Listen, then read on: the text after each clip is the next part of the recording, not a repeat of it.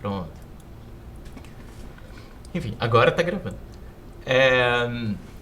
E pra aula de hoje especificamente, eu vou estar utilizando de 4 livrinhos, que eu acho que é muito legal. Um deles em específico eu recomendo profundamente, se vocês tiverem tempo, se vocês tiverem disponibilidade, que vocês possam estar lendo. Deixa eu cancelar meu compartilhamento de tela para aumentar a minha câmera para vocês. Um dos que a gente mais vai utilizar é esse daqui. Tá aparecendo a imagem invertida ou normal? Normal. Tá. Em casa, uma breve história da vida doméstica. É um livro super massa, porque ele conta, desde de períodos medievais, como que se deu a criação dos cômodos que nós conhecemos. Então ele visita qual que é a origem do quarto, qual que é a origem da cozinha, qual que é a origem da sala, porque a princípio essas coisas não são tão normais, assim, quanto possa aparentar pra gente que nasceu no século XX ou XXI. Acho que vocês nasceram no 20 ainda, né? Não, 21? Ai, cacete. Caraca. Bom, tudo bem. Eu nasci 7 dias pra acabar o século XX. O século XX? Nasceu no dia 24 de dezembro? Sério que você nasceu na véspera de Natal? 23. Ah, tá Fiz bom. conta errada. Dezembro tem 31, está tranquilo. Aí, eu vou estar... Bom, esse do Em Casa, esse do Em Casa eu recomendo profundamente, porque ele é muito divertido. Sério, assim, ele é profundamente divertido. Primeiro que o autor ele é extremamente debochado. Então, assim, algumas das piadas que ele conta ali dentro eu vou acabar lendo pra vocês sem querer até. Então, mas ele é um livro muito gostoso de se ler e que explica muita coisa sobre o tipo de edificação que nós temos hoje em dia, certo? Que, obviamente, não é muito natural. Isso foi uma coisa que foi construída culturalmente, certo? Uma outra que eu vou estar utilizando, na verdade, é uma espécie de um panfleto, certo? Que ele chama-se Deutsche Werkbund, né? 100 anos de arquitetura e design na Alemanha. Deixa eu liberar aqui que o pessoal chegou. Esse é um pouco mais complicado de achar. Em poucas bibliotecas efetivamente tem. E como era um catálogo, é um pouco complicado. Mas de qualquer forma, enfim, se vocês tiverem acesso, eu recomendo bastante, que é muito legal. Esse aqui é um monstro, é uma bíblia da arquitetura moderna, né? Que é o futuro da arquitetura desde 1889. E o outro, vocês vão utilizar invariavelmente, só que não vai ser... Vocês vão utilizar muito no quinto semestre. Que é um livro chamado A Lâmpada da Memória. Vocês vão utilizar... vai ser um livro base para a disciplina de técnicas retrospectivas. O professor Luciano Mascaro vai trabalhar bastante ele com vocês. E aqui eu só tenho um PDF dele, porque o meu, de fato, tem Cuiabá. Certo? Enfim. Comecemos. Boa sorte a nós. Prometo correr bastante, ou tentar correr bastante para não ficar tão longo assim. Certo? Nossa história começa aqui. Vocês já viram isso aí, pessoal? Professor, não tá compartilhando. Que anta. Nossa, que burro. Obrigado, gente. Marcelo, pra você, talvez... Acho que talvez tenha visto essa aula dos outros semestres, né? Talvez pra você seja um pouco repetitivo, né? Enfim, tem algumas outras coisas novas que eu trago, mas não são muitas, não. O roteiro é basicamente o mesmo, certo? Enfim. Tá vendo essa imagem, então, aqui, pessoal? Agora, finalmente? Tá rolando? Compartilhamento de tela. O que vocês acham que é isso aí? O que vocês supõem que seja?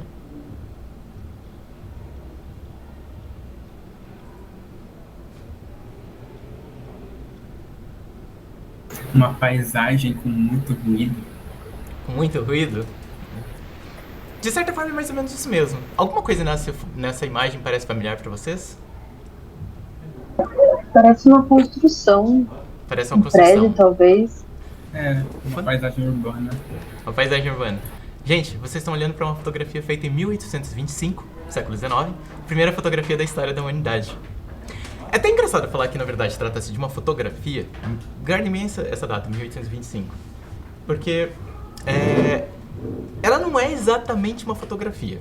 Ela está muito mais para uma xilogravura.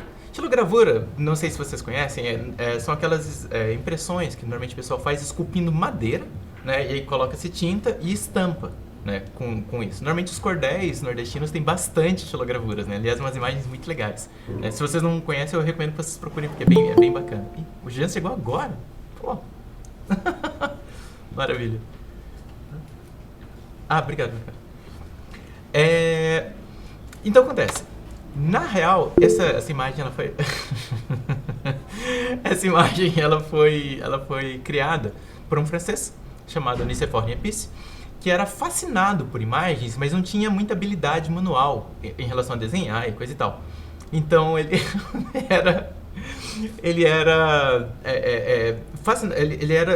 super engajado com a ideia de conceber algum tipo de artefato técnico que pudesse reproduzir, né, imagens, sem que para isso ele precisasse desenhar, porque ele não era nenhum pródigo do desenho, né?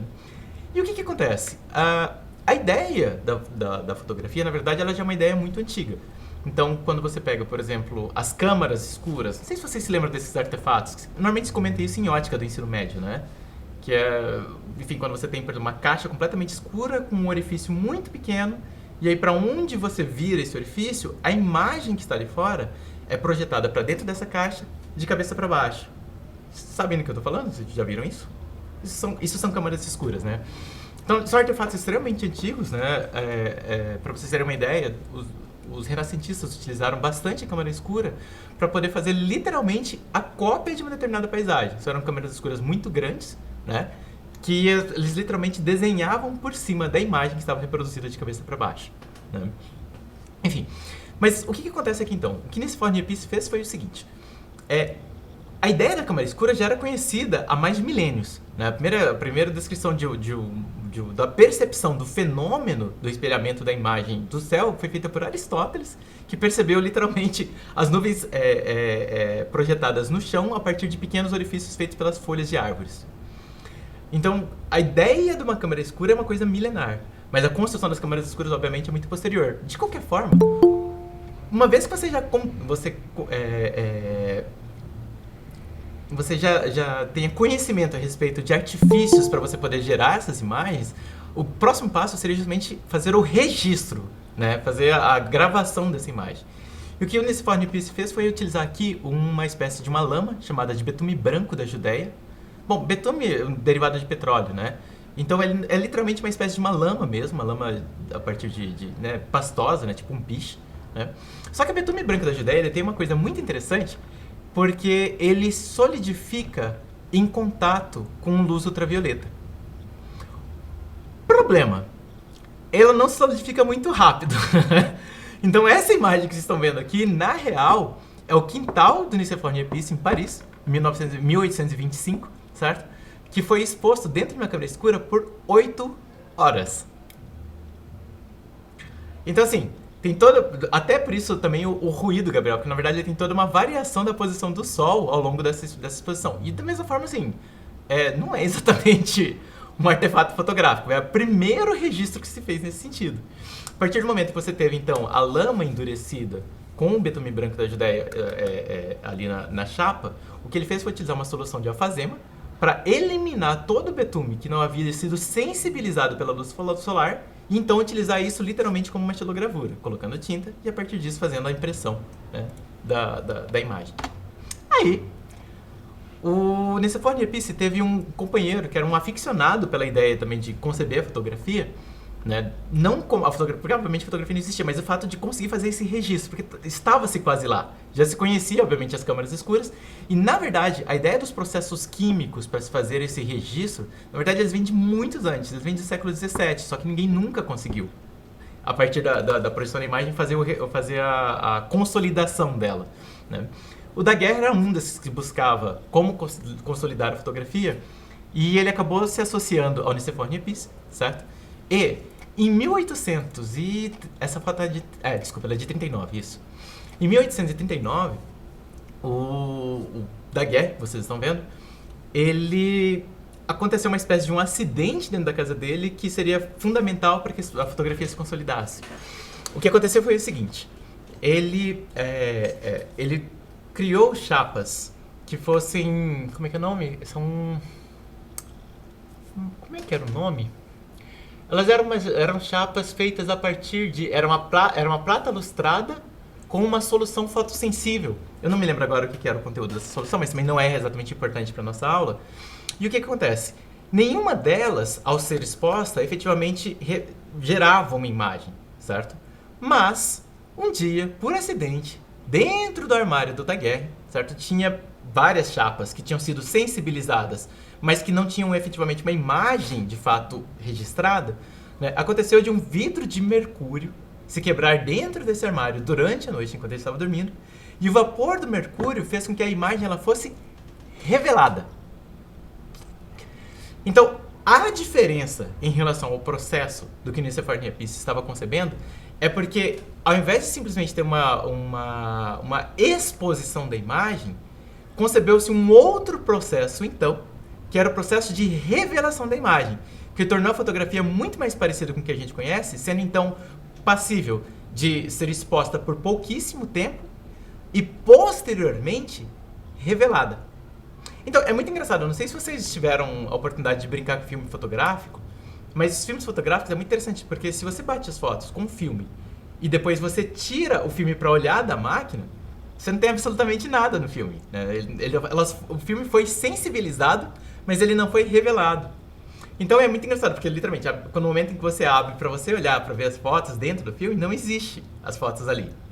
Quando você manda o filme fotográfico para o laboratório de revelação, o que ele faz é justamente revelar a imagem que existe no filme e a partir dali, né, depois desse processo químico para revelação, que inclusive pode ser feito com suco de laranja e com como que é o nome daquilo que tem no xixi dos peixes, que acaba ficando na água?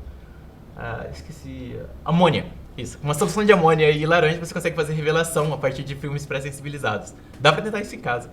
Enfim, de qualquer forma. Então você passa a ter literalmente a consolidação e a popularização da fotografia, porque é um processo que passa a ser dominado. Certo? E aí o que acontece? Gente, imagina. Essa imagem que vocês estão vendo aqui é de uma propaganda da Kodak, ainda do século XIX, certo?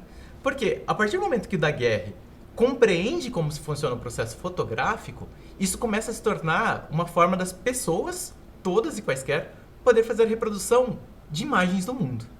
Porque pensa, se você não tem fotografia, se você não tem cinema, se você não tem televisão, você fica à mercê de exclusivamente para poder reproduzir imagens do mundo ou de você mesmo, de desenhos, de pinturas. Então, o que está acontecendo aqui é que está se criando, em plena Revolução Industrial, algumas pessoas chamam de Segunda Revolução Industrial, né? Está se criando justamente um artifício técnico que seja capaz de reproduzir imagens. De certa forma, isso torna a ideia de você gerar imagens muito mais democrática, porque absolutamente qualquer pessoa pode fazer, certo? Basta que você tenha, literalmente, essa propaganda da Kodak está falando exatamente sobre isso. Olha, a câmera Kodak são 100 fotos instantâneas. Qualquer um pode utilizar, não é necessário conhecimento de fotografia para isso. Por quê? Porque normalmente os primeiros fotógrafos, como o Daguerre da vida, eles começaram a dominar todo um conhecimento químico para você poder fazer tanto a exposição quanto a revelação. E o que o pessoal da Kodak resolveu fazer? Kodak, na verdade, foi fundada nos Estados Unidos, né, por um americano chamado George Eastman, do século XIX, que era fascinado pela ideia da fotografia, mas tão fascinado quanto pela ideia da fotografia, ele era também fascinado pela ideia de popularizar a fotografia. O que o Eastman cria? Essa caixinha que vocês estão vendo aqui. Ela vinha com um filme ali dentro, que não era substituível, ela vinha com um filme ali dentro para 100 fotos, que é ridículo mesmo para os dias de hoje, porque afinal de contas o maior filme que a gente conhece é para 36 fotos. Só claro, as máquinas também são muito menores, né? E é justamente isso. Então, não é necessário conhecimento fotográfico para você poder fazer essas fotos. Porque a ideia é, você tira as fotos, pega a máquina fotográfica e manda para a indústria da Kodak, que vai revelar todas essas fotos para você, colocar novas 100 fotos dentro da caixa e mandar isso de volta para você. Então, ela realmente cria a ideia que a gente conhece, né, da câmera fotográfica analógica, né, de você literalmente só estar preocupado realmente em bater as poses e depois você manda para um laboratório fazer a revelação. Isso surge com a Kodak, né? E para vocês terem uma ideia, essa câmera com 100 fotos custava $25. E pelos mesmos $25 você já recebia todas as 100 fotos reveladas e mais uma vez a caixinha com os filmes ali dentro, para você poder fazer as novas fotos. Vamos pensar uma coisa aqui rapidinho. Vocês conseguem imaginar, se a reprodução de toda e qualquer imagem pode se dar... Ai, já posso tirar o fone de ouvido, maravilha. Só um segundinho. Deixa eu só ver se tá gravando aqui meu áudio. Nossa, eu detesto falar com fone de ouvido. É muito ruim. Falem alguma coisa só pra ver se tá gravando o áudio de vocês, por favor. Oi. Tá, não tá gravando o áudio de vocês. Deixa eu mudar aqui na gravação. Nossa, que alívio. Tão bom. Testa de novo, por favor. Oi. Ai, que maravilha. Perfeito. Obrigado, Isa. Isso aí. Então, olha só que louco. Vamos imaginar uma coisa aqui. Se absolutamente ninguém é capaz de reproduzir imagens, exceto os pintores, exceto pessoas que sejam responsáveis por desenhos de alguma forma, né, desenhistas em geral, vocês conseguem imaginar qual foi a reação dos pintores quando se deram de cara com o fato de que, de repente, agora reproduzir imagens do mundo se tornou uma coisa a partir de um dispositivo técnico? Né, que não é uma coisa que requer anos de estudo, de engajamento para você poder reproduzir imagens do mundo? Consegue imaginar como é que a galera se sentiu diante disso? Vocês lembram como foi quando o Uber chegou e os taxistas... Qual foi a reação dos taxistas? Eu pensei a mesma coisa, com os empregos estruturados, incompletos, assim. Eu imaginei isso. Assim, é meio cruel essa analogia, né? Porque, obviamente, a gente tá falando de um contexto radicalmente diferente.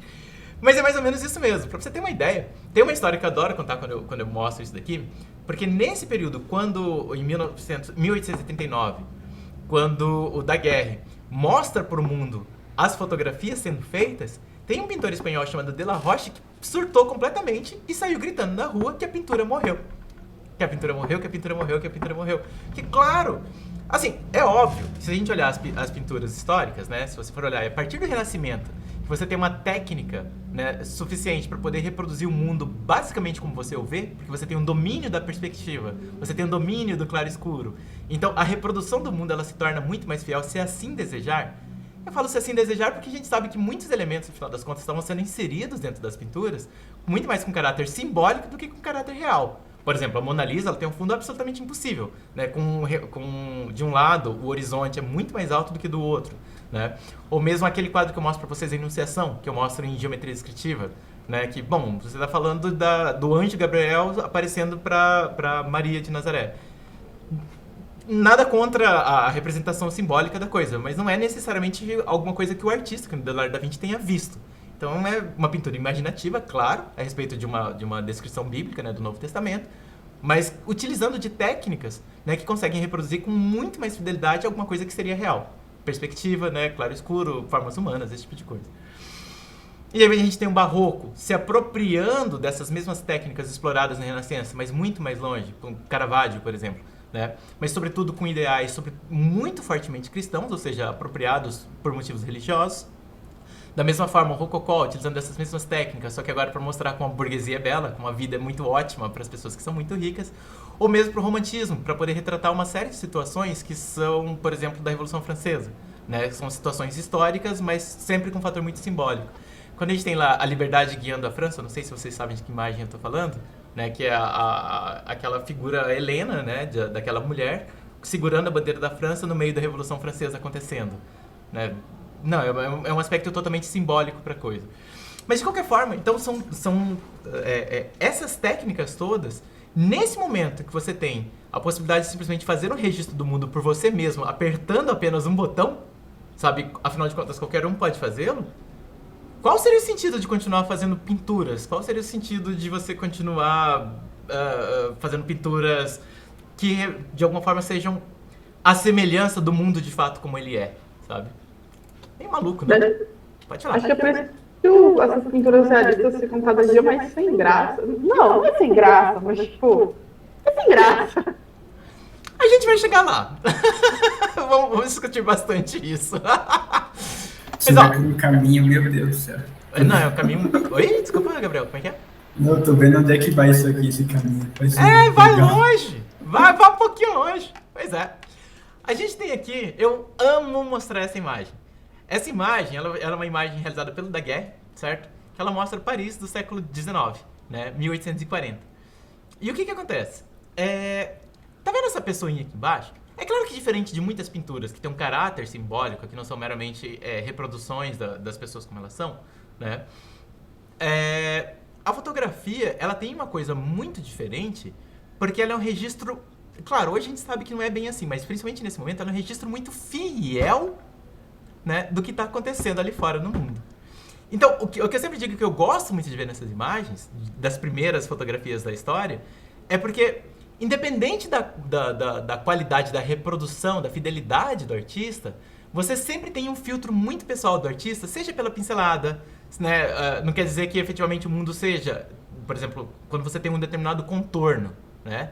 Não quer dizer que necessariamente ele seja, dependendo do tipo de pincel que ele trabalha, né? Você vai ter literalmente um filtro, que é a forma como ele trabalha ou como ele está vendo. A fotografia não tem nada disso. Então, eu gosto de ver essa imagem porque é literalmente uma reprodução da vida no século XIX. Então, não tem filtros. É literalmente, cara, é literalmente uma, eu não sei, eu sou meio píssico com isso, mas não sei se é porque eu era fotógrafo. Mas, tipo assim, isso é literalmente a reprodução de uma imagem de um momento real acontecendo há 180 anos atrás, 182 mais precisamente. Então, assim, as árvores de fato do jeito que elas são, essa pessoa de fato do jeito que ela é, apesar que ela tá meio borrada, mas é por causa da longa exposição, né? Claro, a exposição não era tão rápida assim. Ele parece que ele, eu não sei se é um engraxate, de repente que tá aqui sentado e ele tá ali, que parece, né, alguma coisa tipo uma postura de engraxate, ou se ele tá simplesmente escorado ali por qualquer razão, não tenho a menor ideia do que ele tá fazendo, Patrick. Mas é isso, então assim, é uma reprodução muito fiel, é você ver o mundo, é literalmente esse o ponto, é você ver o mundo como ele era há 180 anos atrás. O mundo é exagero, vai, Paris pelo menos, né? O mundo não, definitivamente não. E aí, pessoal, tem uma outra coisa que eu gosto muito de citar nesse momento. Se vocês tiverem curiosidade, eu até posso mandar isso lá no grupo, porque pra a turma de vocês especificamente, eu já deixei ele baixado. Deixa eu mostrar pra vocês. Caso vocês tenham essa mesma loucura minha... Vai, meu filho, só porque travou aqui agora, rapidinho, gente. Não, aguarda, não fecha não. Aí, beleza. Isso daqui, pessoal, é o primeiro livro de fotografia da história. Isso é de um fotógrafo britânico chamado Henri Talbot, certo? E o que acontece? Ele criou esse livro chamado O Lápis da Natureza, certo? 1844. E é muito interessante, justamente, bom, claro, ele não é tão pretencioso, né, no sentido de o que ele vai estar mostrando com isso, porque no final das contas, o grande barato é justamente porque são cenas absolutamente banais do cotidiano. Então não tem uma super pretensão como as pinturas que eram super caras e coisa e tal. Não, tipo assim, é tão fácil, tão simples agora você gerar essas imagens, que elas são imagens de absolutamente qualquer coisa. Então isso são fotografias, né, da Inglaterra no século XIX. Né? É o primeiro livro de fotografia da história. Inglaterra, mas aqui é uma foto de Paris, né? Mas enfim, é que o Talbot ele é britânico e a maioria das fotos dele são em Londres, né? Artigos da China. Então tem uma série de coisas que são absolutamente banais. Mas são imagens da vida, né, do cotidiano do século XIX. Eu, particularmente, me amarro. Eu acho muito legal e eu recomendo muito a vocês, depois se vocês tiverem um tempinho. Quiserem, eu posso mandar no grupo de WhatsApp. Né? Perguntinha boba, assim, de tangente. Pergunta meio boba, só de tangente. Essas imagens, elas hoje eram meio difundidas em qualquer lugar? Ou elas ficaram nichadas mesmo? Digo hoje. Não, é muito interessante, Gabriel, porque, assim, de certa forma, a fotografia, ela teve uma resistência muito grande, principalmente por parte dos artistas, óbvio, assim como os táxis tiveram do Uber. Mas assim, tiveram uma resistência muito forte por parte dos artistas, principalmente por causa disso.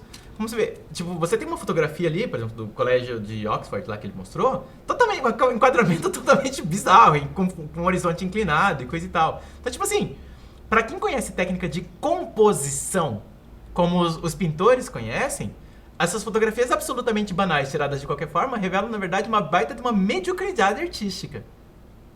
Então a fotografia ela foi muito fortemente rechaçada quando da criação dela. E assim, eu falo, brincando obviamente dessa analogia com a questão do Uber, mas é que realmente assim, a partir do momento que você coloca literalmente qualquer pessoa amadora para fazer uma imagem, o esperado é que realmente aconteça esse tipo de coisa, né? Você não vai ter mais critérios composicionais como a pintura tinha. Então assim, mas a popularização de fato acontece principalmente por causa da Kodak, que aí cria esses dispositivos digitais, esses dispositivos analógicos, justamente com um caráter industrial, para que qualquer pessoa literalmente só aperte o botão e a gente faz todo o resto. Tem até uma propaganda da Kodak do século XIX que fala literalmente isso, você aperta um botão e o resto é com a gente. Mas ainda é no século XIX, elas popularizam, pode falar. Né, porque a minha cabeça foi num caminho assim, completamente diferente. Porque o paralelo que eu fiz aqui é pensando assim, porque a gente, no Brasil, a nossa criação foi feita com base em imagens artísticas que a gente vê no colégio. Sei lá, Debré, quando vieram pra cá pintar um monte de coisa. Cara, você viu, eu fiquei curioso. Desculpa. Foi um caminho completamente louco. Aí eu pensei se isso estava na imagem das pessoas de lá, porque são fotos, ou se isso também tem essa imagem artística, entendeu? Foi meio um caminho diferente. Não sei se eu peguei, Gabriel. Tá, vou tentar explicar. Porque isso daí é o registro da Paris agora do século XIX. Uhum. Só que agora fazendo paralelo com o Brasil. A gente não tem um registro assim tão cedo do Brasil. Principalmente eu pensei em livros de didática. A gente não tem esse tipo de coisa. A gente tem pinturas e tem um monte de coisa. Eu fiquei pensando se isso estava acessível para essas pessoas estudando até na infância, ou se foi uma coisa mais semelhante que a gente teve aqui, sabe? É muito interessante você falar isso. Porque um monte das nossas representações que a gente vê em, sei lá, em caderno de colégio, não é um monte de mentira, na verdade, né? Então, aquilo lá é desenho por quem nunca foi desenhista. Sabe qual que é a ironia da história? O Brasil foi um dos precursores da fotografia já no século XIX. Eu vi, teve um no interior de São Paulo, né? Em Campinas, o Hércules Florencio. Exatamente. Uhum. Então, é muito engraçado. Campinas, na verdade, é uma cidade muito curiosa. Não sei se tem alguém de Campinas, gente. Por favor, eu adoro Campinas, tá? Eu estudei lá, eu tenho um carinho gigantesco por aquela cidade. Mas, assim, Campinas é uma cidade muito engraçada, porque tudo na cidade é feito em cima do nome de duas pessoas. Hércules Florencio e o... Como que é o nome dele? Do autor do Guarani? Eu esqueci. Enfim, e aí tudo na cidade, na verdade, tem o nome dessas duas pessoas. Enfim... Mas e é muito engraçado justamente porque o Hércules Florencio, totalmente desconectado de forma de dizer, né? Desconectado assim, sem estar na Europa, ou seja, no Brasil, literalmente uma busca completamente autoral a respeito do desenvolvimento da fotografia, ele desenvolve as próprias técnicas de se gerar imagens ainda no século XIX. Agora, claro, da mesma forma que os franceses fizeram, no Brasil também não foi uma coisa super popular, porque é uma coisa assim, o fotógrafo, para poder fazer fotos, ele precisa criar o seu próprio material fotográfico. Então ele precisa entender de químicos para criar os seus próprios filmes, que na verdade eram chapas metálicas no começo, depois, na verdade é com Kodak mesmo que começa a ser filmes de plásticos, né? Originalmente era até filmes de gelatina, na verdade, depois é que eles passaram a ser filmes de plástico. Mas então a ideia da popularização realmente ela só se dá com Kodak. É meio engraçado que a gente não tenha muitas fotos nesse sentido, porque realmente a gente teve uma história muito particular nossa com a fotografia. Mas eu imagino que ela deve ter se restrito mesmo ao Hércules Florencio, porque depois dele a gente não vê nenhum tipo de registros fotográficos de época. E é engraçado que a gente pouco utiliza das fotos do Florencio para falar a respeito do século XIX, né? Realmente é muito peculiar, Gabriel. Em contrapartida, falando dessa briga toda que rolou, né? A fotografia, para poder se afirmar enquanto arte, para mostrar que ela tinha, sim, um valor enquanto arte, ela pega todas as técnicas conhecidas de composição da pintura e começa a aplicar dentro da fotografia para poder se afirmar enquanto arte. E em contrapartida, o que a gente pensa aqui? Bom, se a gente está falando que em 1840 da guerra estava fazendo essas fotos de Paris e ainda no século XIX você já tinha o Kodak, a Kodak com o George Eastman produzindo literalmente fotografias, né, para as pessoas simplesmente mirarem a máquina e apertar o botão, como será que a pintura vai lidar com isso? Porque afinal de contas, reproduzir o mundo de fato como ele já é alguma coisa que pode ser feito segundo o artifício técnico, correto? Se nós estamos vendo aqui uma fotografia de 1840, nós temos aqui uma pintura feita por um tal de Monet em 1872, ou seja, exatamente 33 anos depois do 33? Não, 39 que foi do Niepce, né? Então é isso mesmo, 39, tô ruim de conta hoje. Exatamente 33 anos depois que Nicephore Niepce, um tal de... Exatamente 33 anos depois do registro da primeira fotografia da história, a gente tem a primeira pintura impressionista da história, que é a impressão do nascer do sol de Monet. Porque, gente, afinal de contas, se você tem um artefato técnico que é Claudinho Monet, claro, brother, né, e tal, do Heavy Baile. Enfim, se a gente tem, por um lado, um artifício super técnico para poder fazer uma reprodução super fiel do mundo, por que você vai fazer isso com a pintura? Isso, de uma certa forma, eu tenho uma visão um pouco, tipo, o copo metade cheio, né, do copo d'água metade cheio, porque de uma certa forma, o fato de você ter um artifício técnico que seja capaz de reproduzir o mundo, liberta a pintura para poder ser uma infinidade de outras coisas que ela nunca pôde ser. Então, com isso começa, né, a gente tem aqui justamente a impressão do nascer do sol, que ele se propõe a, muito mais do que reproduzir né? Bom, a impressão do nascer do sol é literalmente uma paisagem do sol nascendo, a gente vê barcos aqui no rio e tal, né? Mas muito mais do que reproduzir as coisas como elas literalmente são, elas se assumem muito fortemente segundo esse filtro interior do artista. Segundo, literalmente, a impressão que ele tem daquilo que seus olhos estão vendo. Então é uma manifestação muito mais sensorial e muito menos reprodução do que ela é. Então, até por isso, a gente vai chegar um pouco mais pra frente nessas coisas todas, mas até por isso que eu às vezes fico um pouco grilado com a história de que a arte, é muito comum a galera falar que a arte parou no barroco, né? E não, definitivamente não. Existem muitos motivos que levam, inclusive, à geração de uma infinidade de coisas que a gente vai estar vendo aqui pra frente, como o cubismo, por exemplo. Pode falar, Gabriel. Nossa. Pode falar, Gabriel. Pode falar. Fala, meu. Eu tava falando que direto tem discussão no Twitter se da Tarsila do Amaral, se aquilo é arte ou não. Daí o povo coloca as obras da Tarsila do Amaral e do lado uma obra renascentista e tal. Isso é arte, cara, isso é arte. isso é Cala a ridículo. boca, mano. Isso é ridículo. Ridículo. Nossa, e tem direto, todo mês tem isso. Nossa, muito chato. Gabriel? Não, o que eu ia falar que eu também acho super legal, que além, né, é porque o que fez essas vanguardas acontecerem não foi, tipo, só a fotografia que, entre aspas, ocupou o lugar. É muito louco. Eu li há um tempo atrás isso, com um texto assim, estávamos começando a estudar, Freud estava aí estudando psicanálise, esse negócio de compreensão interior estava, tipo assim, aflorando. Aí meio que essa percepção do interior estava muito viva nessa época. Vou ser muito sincero, eu tenho a impressão que a humanidade no século XIX deve ter pirado muito loucamente, porque você começa um século, na verdade, ainda com muitos resquícios de tudo que é medieval, né? Claro, você já tem ali, né, a França, a Revolução Francesa já aconteceu, né? Então você tem realmente uma nova forma de se pensar o mundo.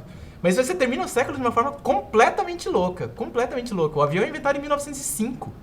Tipo, a galera, tipo assim, o século XIX deve ter, assim, eu gosto muito de pensar sobre o século XIX, que deve ter sido muito enlouquecedor pra galera. Darwin escreveu a Origem das Espécies em 1849, ou seja, pouquíssimo tempo depois da primeira fotografia do Niepce. Cara, a galera deve ter surtado completamente. Eu sei lá, eu sou meio empolgado pra falar do século XIX, porque é realmente um momento muito interessante da história. Bom, você já deve ter percebido que eu sou muito empolgado pra falar do século XIX, né? Enfim, em paralelo a isso, né, nós vamos mostrar aqui, nós temos aqui, por exemplo, em 1886, né, fotografias, né, de dois fotógrafos. Um é o Etienne Jules Marret, que é o responsável justamente por essas duas imagens aqui de cima, e o Edward Muybridge, que é responsável por essa imagem daqui de baixo, certo? Isso aqui é um desenho. Mas o que acontece? A partir de 86, como vocês imaginam, se o impressionismo já estava todo vapor, né, a fotografia ela passou a ter muito mais liberdade para, além de pensar gente, desculpa, eu tô um pouquinho cansado, a cabeça tá meio zoada, eu tô me esquecendo das coisas. Então, ao invés da fotografia literalmente se preocupar em reproduzir literalmente o que a pintura estava fazendo, a fotografia começa a se dar conta que ela é capaz de muitas outras coisas que a pintura jamais seria capaz de fazê-lo. Como, por exemplo, surge aqui um conjunto de imagens que a gente conhece por cronofotografia, que é literalmente a habilidade de, através da máquina fotográfica, não é trabalhada, é configurada para fazer uma fotografia numa exposição muito rápida, ela conseguir parar o movimento. Que é algo que, por exemplo, o bater das asas de um beija-flor, por exemplo, não é o caso aqui, né? Isso aqui parece, sei lá, uma cracatua, uma arara, alguma coisa nesse sentido. Mas, como nunca se pôde ver, efetivamente, como é que se funciona o movimento, por exemplo, das asas de um bicho, ou, por exemplo, como funcionam os passos de um cavalo, porque até então acreditava-se que um cavalo ele corria exatamente igual a um cachorro, onde, literalmente, o cachorro ele coloca as duas patas para frente, né, e passa um tempo voando com as duas patas da frente e as duas patas de trás também esticadas. O cavalo é totalmente diferente. E como ele galopa muito mais rápido, nunca se conseguiu perceber, afinal de contas, se o... É engraçado, a galera tinha umas dúvidas curiosas. Tipo assim, se o cavalo, ele efetivamente, em algum momento, ele literalmente voava como um cachorro. Porque acreditava-se que, em todo momento, ele sempre tinha alguma das patas encostadas no chão. Ah, pois é. Exatamente. Era isso que eu ia falar. O Bertolini abordou isso com vocês, foi? Sim, essa imagem igualzinha do cavalo. Então, essa imagem do cavalo é muito legal, porque justamente isso é um dispositivo criado pelo Edward Muybridge, que é o seguinte, ele é mais ou menos isso aqui. Você tem uma série de máquinas fotográficas colocadas em volta de uma pista ali de corrida, certo?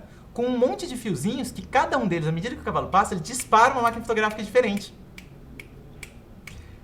E aí, com isso, você consegue, então, registrar o galope do cavalo em uma infinidade de situações completamente diferentes que seriam absolutamente impossíveis de serem vistas pelo olho humano.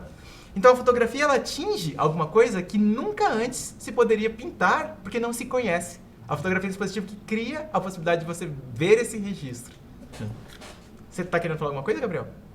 Não? Tive a impressão de que sim. Beleza.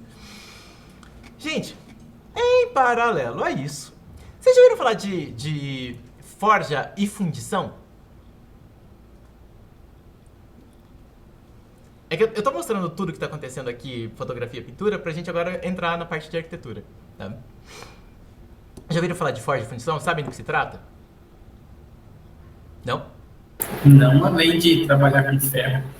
Não além de trabalhar com ferro? Gente, forja é literalmente, parece coisa de desenho animado, sabe? Quando você tem um grande forno, né? Um grande forno é a forma de dizer, porque ele não é grande no tamanho, mas forno é grande no sentido de temperaturas muito altas, né? Ou seja, tipo esses fornos de pizza, né? Que são fechados, né? E aí você normalmente coloca carvão, né? E usa um fole para ficar injetando oxigênio com alta pressão para você poder subir drasticamente a temperatura e com isso trabalhar metais, né? E aí o que acontece? Então você coloca uma barra de metal, por exemplo, dentro desse forno, ela vai avermelhando, né? Ela vai ficando mais mole, mais maleável, e aí tira-se dali de dentro e começa a se martelar esse ferro, esse material, esse metal, né? Não é só ferro, porque já se trabalhava com ligas com carbono. Mas enfim, e com cobre também. À medida que você vai martelando, então, você vai literalmente alongando esse metal para dar uma forma para ele. Esse processo é um processo de forja, certo? O processo de fundição, ele é um processo que ele utiliza de uma lógica de derreter o metal dentro de uma espécie de uma cumbuca e depois jogá-lo dentro de uma determinada forma, né, para ele solidificar dentro dessa forma e depois você, antigamente se destruía a forma e hoje a gente se preserva para ela poder ser reutilizada, né? Então, de uma certa forma, a lógica da fundição, ela é muito mais parecida com o que a gente conhece hoje como siderurgia. Só que a siderurgia ela tem um caráter totalmente industrial. Ou seja, você consegue, por conta justamente das siderúrgicas na Revolução Industrial, você consegue colocar em escala a produção de metais, certo? Eu normalmente mostro vídeo dessas coisas, desses dois processos, mas depois, se vocês quiserem, eu posso mandar para vocês no WhatsApp ou mandar link do YouTube para vocês poderem ver como é que isso funciona. Ou também posso mostrar, é coisa muito rápida, não vou mostrar eles inteiros. Mostra, prof. Tá, eu vou mostrar rapidinho, vou passar só pelos pontos importantes, não vou ficar enrolando no vídeo, não. Isso é um processo de forja. Então você tem ali uma bigorna, você tem o forno, certo? E aí acontece, sei lá, o metal tá ali dentro, quente pra caraca, né, com um ventiladorzão atrás, e aí ele vai literalmente martelando para trabalhar o metal. Isso é uma forja, tá? Martela, dali a pouco ele vai pegar e vai voltar isso pro forno, porque claro, ela vai esfriando e o metal vai ficando mais duro de novo, vai ficando difícil de trabalhar, né? Volta pro forno, tira do forno para marretar de novo e assim vai embora até você conseguir efetivamente o que você pretende. É um processo extremamente artesanal de se trabalhar com metais. Em contrapartida, a gente tem aqui, por exemplo, um processo de siderurgia, né? Claro, isso aqui não chega a ser exatamente uma siderurgia, é muito mais para fundição, porque ela não é tão sofisticada quanto uma indústria. Ela é mais convencional, né? Então você tem o metal derretido ali dentro e você tem a forma, normalmente de areia, ali colocada, e você vai derretendo o metal e ele vai escorrendo para dentro da forma para pegar a mesma forma do molde, né?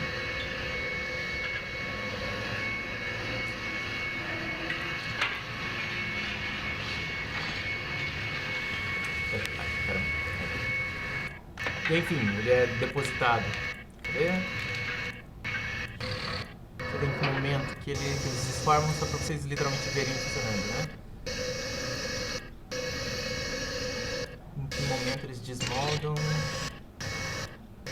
Ah não, ainda estava em processo de derretimento, desculpa. Agora ele vai pro molde, foi mal. E aí você tem o molde que normalmente é feito com areia, né? E aí, depois que esse metal ele seca, né, que ele esfria, que ele fica duro, né, aí você pode, obviamente, fazer o fruto dele. E a siderurgia faz isso de uma forma muito mais rápida e eficiente, principalmente utilizando os materiais para resfriamento, como a água, por exemplo, certo? Medo dessas coisas, né? Depois tem mais vídeos, eu andei coletando alguns vídeos melhores. Tem um vídeo muito legal da FEMIG, que é da Federação das Indústrias do Estado de Minas Gerais, que é muito bacana, que mostra uma siderurgia pra valer no Brasil funcionando, sabe? E é massa, assim, trabalhando com peças realmente muito grandes. Mas por que a gente tá falando agora de forja e fundição e de siderurgia? Tem um fenômeno muito curioso, porque quando a gente fala a respeito do ferro fundido, vocês estão vendo aqui, por exemplo, uma ferrovia, né? Feita com uma série de peças de ferro. E é muito curioso, não vou falar exatamente engraçado, apesar de pra gente no século XXI ser um pouco engraçado, porque esse ferro fundido industrial produzido por essas grandes siderúrgicas, que são resfriados, se eles não forem muito bem trabalhados, eles criam tensões internas que, no momento em que elas sofrem qualquer tipo de torção, elas não torcem, eles explodem. Então, isso tem uma palavra que designa bem essa qualidade dos metais, que é a ductibilidade. Quanto mais dúctil o material mais ele aguenta certas flexões. Quanto menos dúctil, ele é extremamente duro, super duro, nada flexível. Mas se ele chegar a flexibilizar um pouquinho, ele estoura, certo? O vidro tem uma semelhança muito grande nesse processo. Eu vou ler pra vocês aqui rapidinho um trecho aqui do Em Casa, uma breve história da vida doméstica, falando justamente sobre essa realidade dessas ferrovias, porque, bom, se a gente imagina que esses processos, eles não poderiam ter nenhum tipo de falha, nenhum tipo de erro, se eles não poderiam criar tensões internas equivocadas, imagina você colocar um trem de carga para passar em cima de uma ponte feita com material que eventualmente pode explodir se ele não for muito bem trabalhado. Isso aconteceu bastante, gente. Várias dessas pontes metálicas explodiram ao longo do século XVIII e XIX, justamente porque é muito difícil você prever, só no visual, você saber se a peça foi efetivamente muito bem feita ou não. Aconteceu bastante. Eu falo que é muito engraçado, mas assim, realmente, talvez não seja tão engraçado assim, mas é um pouco engraçado. Bom, palavras do livro agora, né? Falando a respeito do ferro fundido. Opa, desculpa, fui pro errado. Cadê o número 1 aqui da minha marcação? Tá aqui. Desculpa, gente. Marcação errada.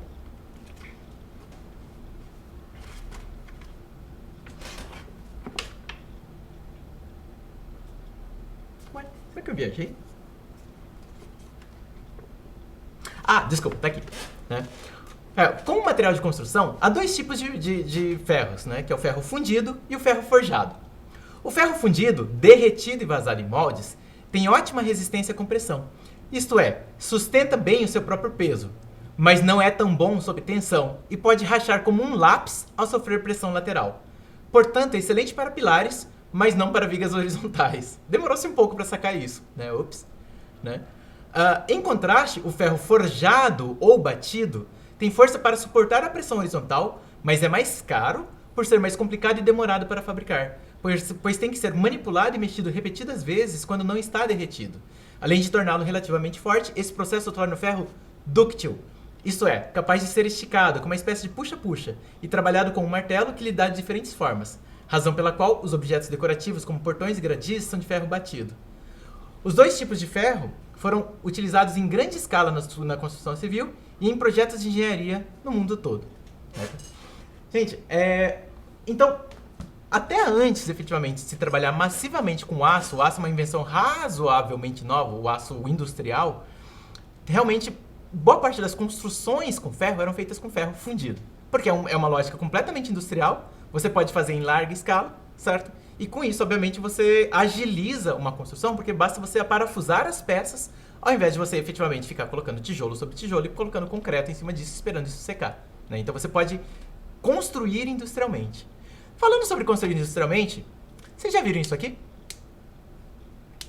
É familiar para vocês? Já ouviram falar do tal de Palácio de Cristal? Tal 2, de repente? Ricardo? Sim. O que o Ricardo falou pra vocês sobre o Palácio de Cristal? Eu não lembro muito bem o que ele falou, mas eu vi já que ele foi feito basicamente de metal e que foi, tipo, a maior estrutura da época e super revolucionário pra época. Foi feito mais ou menos no formato de uma estufa e foi feito para abrigar uma exposição gigantesca com várias coisas de vários lugares do mundo. Muito legal. Com certeza. Se não me engano, tinha vidro também, não lembro. Sim. Mas é basicamente isso. Fantástico você ter trazido isso, Letícia. É exatamente isso. Ele é a primeira construção industrial, ou seja, fabricada, montada e gigantesca da história. Então, é muito engraçado porque, bom, se a gente olha para ele, dá para ver que é uma estrutura completamente modular, de pilares e vigas, certo? E os vãos, né, os fechamentos desses pilares e vigas, eles eram basicamente fechados com vidro. Então, todo o processo de fabricação do Palácio de Cristal, aliás, todo o processo de construção do Palácio de Cristal se deu através de fabricação, se deu através de indústrias. A grande exposição da qual você está falando, na verdade, chama-se as Exposições Universais. As Exposições Universais, elas acontecem, inclusive, até os dias de hoje. Eu já falei para vocês em semiótica sobre elas, quando eu mostrei o pavilhão do Brasil na exposição de Milão. Não sei se vocês se recordam disso. A gente torce para que sim, mas tudo bem, não tem problema se vocês não lembrarem. Mas, inclusive, esse ano está acontecendo em Dubai uma exposição universal. Aliás, ela está para encerrar, ela encerra agora em março, inclusive. E tem vários pavilhões lá. Enfim, eu vou falar mais para vocês sobre as exposições universais. Mas o Palácio de Cristal, ele abrigou a primeira exposição universal da história da humanidade. E é isso mesmo. Lá dentro, você tinha, mas lembrando que quando a gente está falando do século XIX, a gente está falando aqui de uma época de impérios, né? De impérios e colônias. Né? A gente está falando aqui de 1851, quando o Palácio de Cristal foi construído. Então, ele foi edificado na Inglaterra, em Londres, certo? E, principalmente, para expor os produtos das suas colônias. Existiam alguns outros países que participavam, sim, como convidados, mas era massivamente os países que faziam parte das colônias britânicas, expondo todo o universo de produtos, né, que o Reino, na verdade, o Reino Unido, né, possuía. Então, isso significava também Canadá, Austrália, enfim, Nova Zelândia, vários países que tinham sido colônias britânicas, certo? Tem uma coisa muito interessante sobre o Palácio de Cristal, porque eu não sei se vocês perceberam, mas isso daqui são escadarias dele. E aí nós temos ali as portas que dão acesso para ele. Elas são pequenininhas. Não é que elas são pequenas no sentido de são ruins para as pessoas passarem. Não, é que a construção é descomunal mesmo. A construção é gigantesca. Quanto tempo vocês acham que foi necessário para construir um prédio como esse? Imagina que, se a gente fosse utilizar os recursos do dia de hoje, quanto tempo vocês acham que levaria, por exemplo, a gente edificar alguma coisa como isso? Dentro da nossa realidade do século XXI.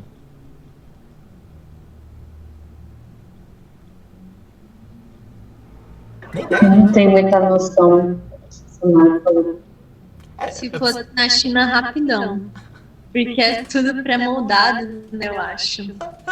Aqui não demora tanto tempo assim, não. O tempo que a China ergueu o hospital lá realmente foi um negócio assustador. Eles ergueram o hospital, se não me engano, foi em 7 dias. Foi uma coisa nesse sentido, né? Foi uma coisa absurda, né? Mas, pensando que, tipo assim, gente, o prédio é gigantesco, imenso, certo?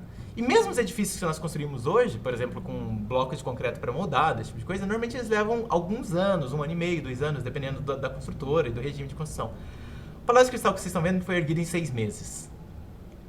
Em metade do século XIX.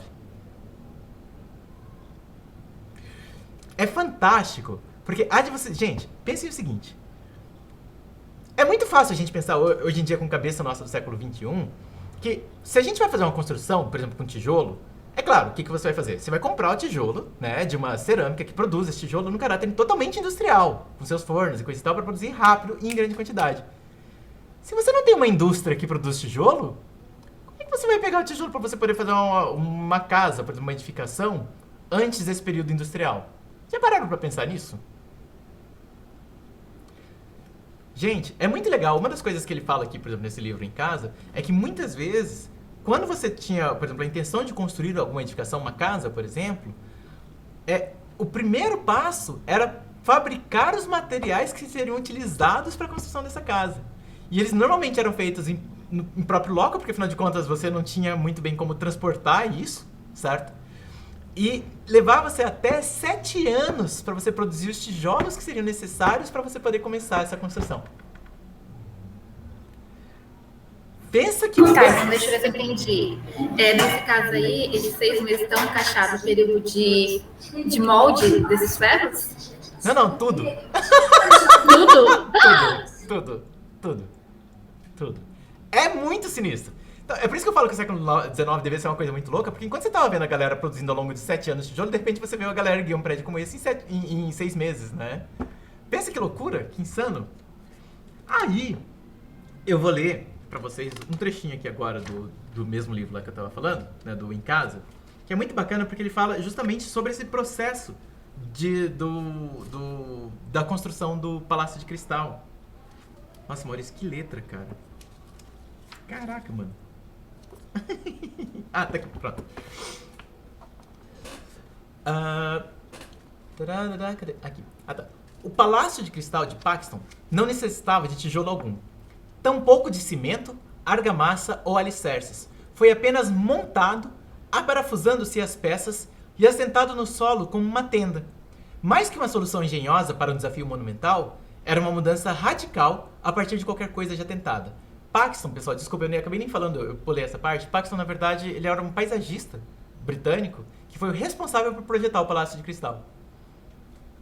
A virtude básica do arejado Palácio de Paxton era ser pré-fabricado a partir de peças padronizadas, ou seja, módulos.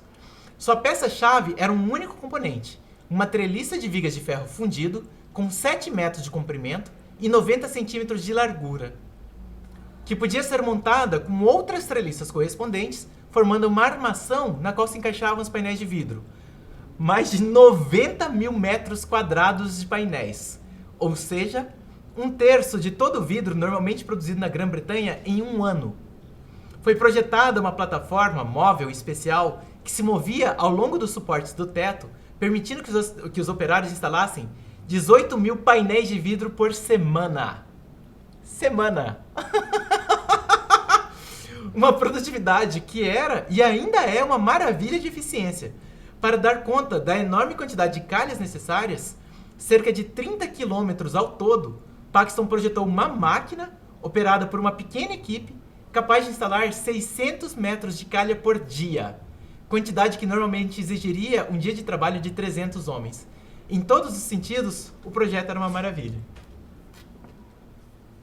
Surreal pra gente, em pleno século XXI, né, se dar conta do que essa galera estava fazendo na metade do século XIX pela primeira vez na história. Gente, eu não sei, pra mim é uma coisa, e aí eu gosto muito de falar sobre isso, pra mim é uma coisa muito, muito particular e pessoal em relação a ter uma certa revolta com essas coisas, porque o que eu estudo, Maurício, enquanto professor, são indústrias, são processos de industrialização, processos de fabricação, principalmente relacionados à nova revolução industrial, que é utilizando as ferramentas de fabricação digitais, ou seja, operadas pelo computador. Mas, ao mesmo tempo, é muito engraçado, porque se, por um lado, isso é o meu foco, ao mesmo tempo é muito louco você se dar conta dessas construções sendo feitas ao longo da história, por exemplo, no século XIX, e até hoje, a gente tem uma dificuldade gigantesca em trabalhar com fabricação na arquitetura. Porque, se vocês pensarem, o processo de trabalhar tijolo a tijolo, utilizando de argamassa com isso, não é um processo industrial. É um processo profundamente artesanal. Não em detrimento da qualidade da produção em relação a isso, nem de longe, nunca, em absoluto. Mas, ao mesmo tempo, questionando muito sinceramente o que está acontecendo para a gente não trabalhar com uma lógica que seja muito mais eficiente em termos de construção. Pode falar, Samara.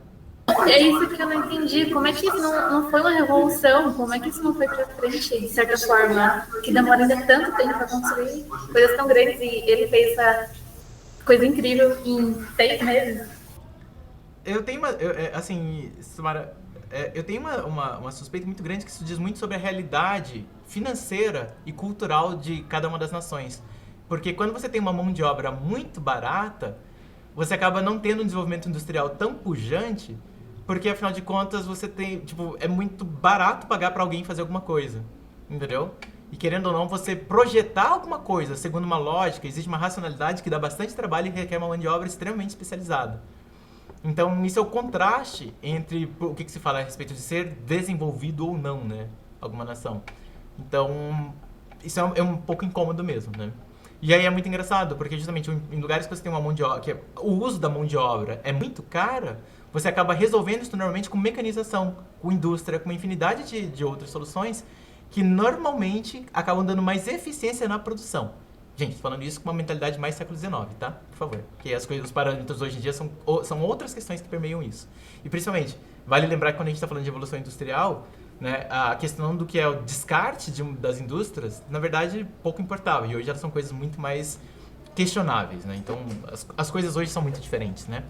Ainda assim, né, é realmente uma realidade um pouquinho peculiar a nossa aqui.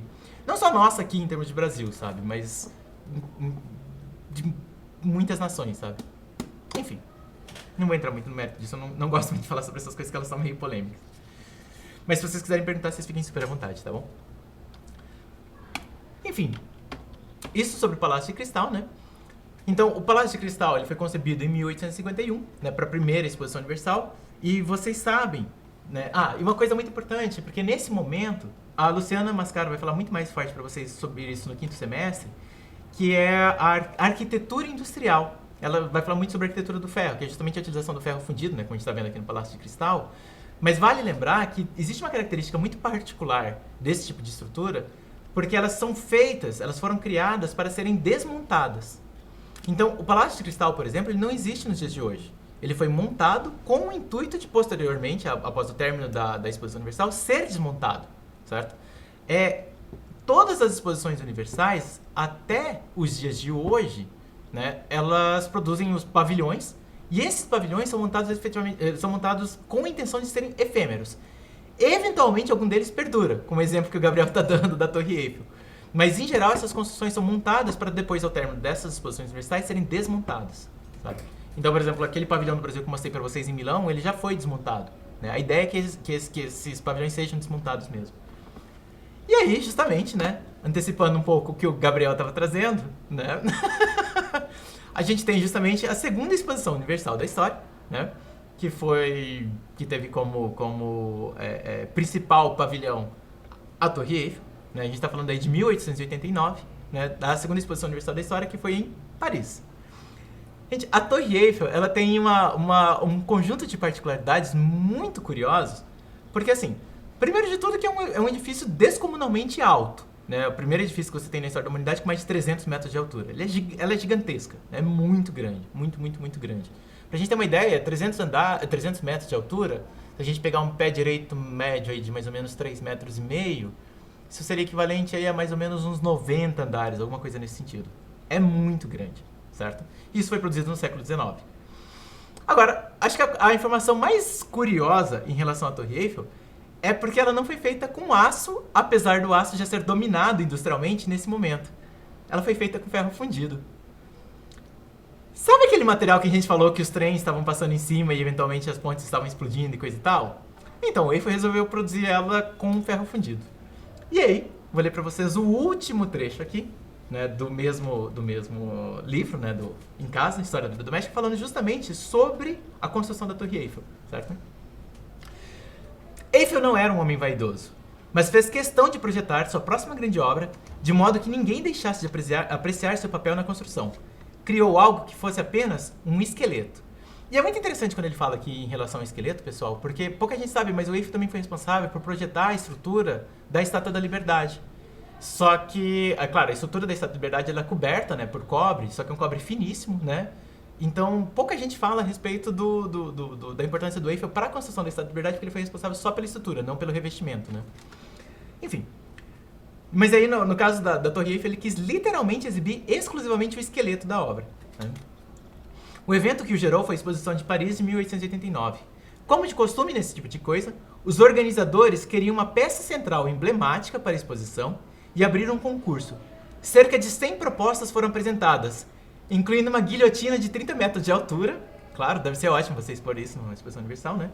Em homenagem à contribuição ímpar dada pela França à decapitação. Para muitos, essa proposta não era muito menos absurda do que a vencedora do Eiffel. Grande número de parisienses não viam o menor sentido em colocar um objeto enorme sem nenhuma função, semelhante a uma torre de petróleo plantado bem no meio da cidade. A Torre Eiffel não foi apenas o maior objeto que alguém já tinha proposto para ser construído. Foi também o mais inútil. Não era um palácio, nem uma sepultura, nem um local de culto. Nem sequer homenageavam algum herói caído. Eiffel insistiu, intrépido, que sua torre teria muitas aplicações práticas. Seria um excelente posto de vigia militar e ótimo local para experiências aeronáuticas e meteorológicas no patamares superiores. Mas, por fim, até ele mesmo reconheceu que queria construí-la simplesmente para o prazer, um tanto estranho de erigir alguma coisa gigantesca.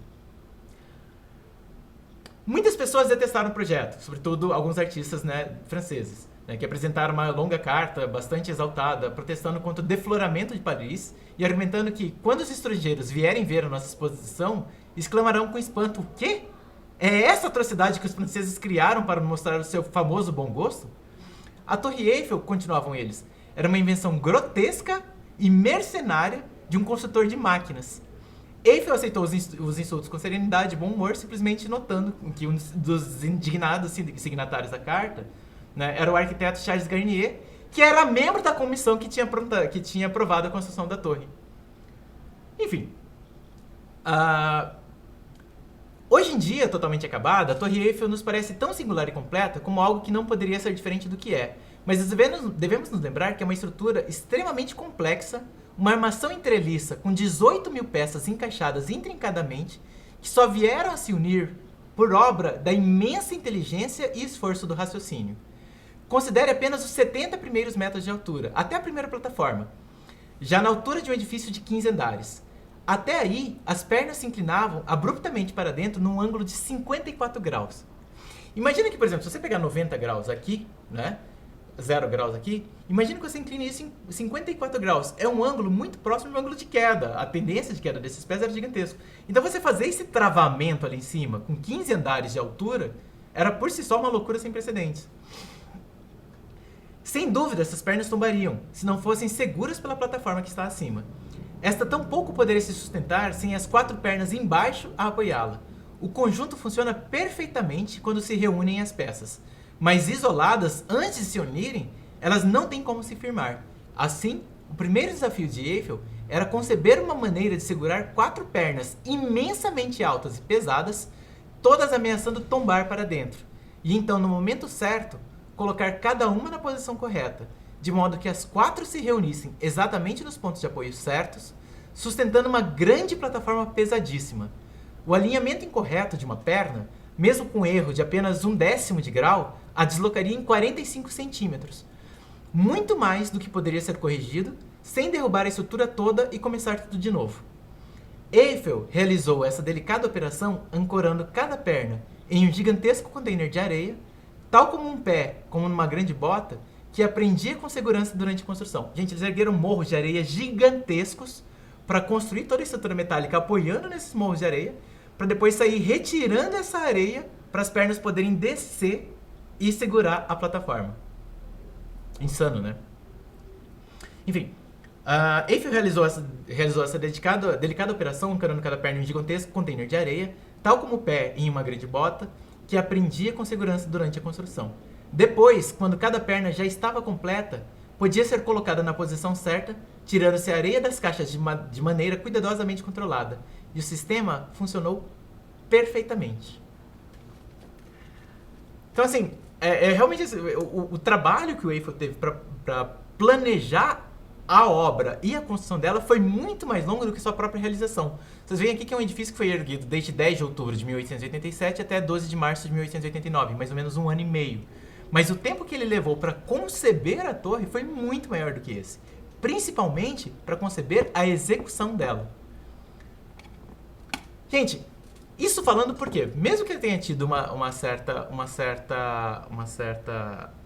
rechaça ali naquele momento em relação à Torre Eiffel, ela tem uma diferença muito forte em relação a como a Inglaterra escolheu trabalhar com metais, trabalhar com estrutura metálica, né, com estrutura fabricada. Então, quando a gente olha para essas estruturas aqui de ferros, mesmo que a gente venha aqui, bom, são colunas, né, são espécies de vigas que passam de um lado para o outro, com esses arcos colocados e fechados com vidro, massivamente ali ao longo de toda a fachada, certo? Por outro lado, a Torre Eiffel, como você vê, ela já trabalha com uma estrutura que ela já nasce inclinada, ou seja, ela não é nem um pilar e nem uma viga, na verdade ela é uma mistura, que é um meio termo entre as duas coisas, que vai gradativamente se curvando, certo? Muito mais próximo de uma lógica, com uma estética que tem um caráter muito mais artesanal do que com alguma coisa que se imaginaria industrialmente. Que nesse momento aqui, como a gente pode ver, é uma lógica extremamente convencional de pilar e viga. né? A Torre Eiffel é muito mais sofisticada nesse sentido. E é nesse momento que abre-se uma grotesca lacuna entre as formas de se encarar tudo que estava sendo produzido industrialmente entre esses dois países, entre a França e a Inglaterra. E aí eu estou falando desses dois nesse momento, tá, gente? Mas eu vou entrar em outras situações, inclusive no Brasil, certo? E aí o que acontece? Dentro desse contexto, onde você tem uma estrutura que é fabricada de uma forma extremamente veloz, extremamente rápida, certo? Em contraste com um processo completamente artesanal, houve uma resistência muito forte dentro da Inglaterra em relação a esse tipo de construção, certo?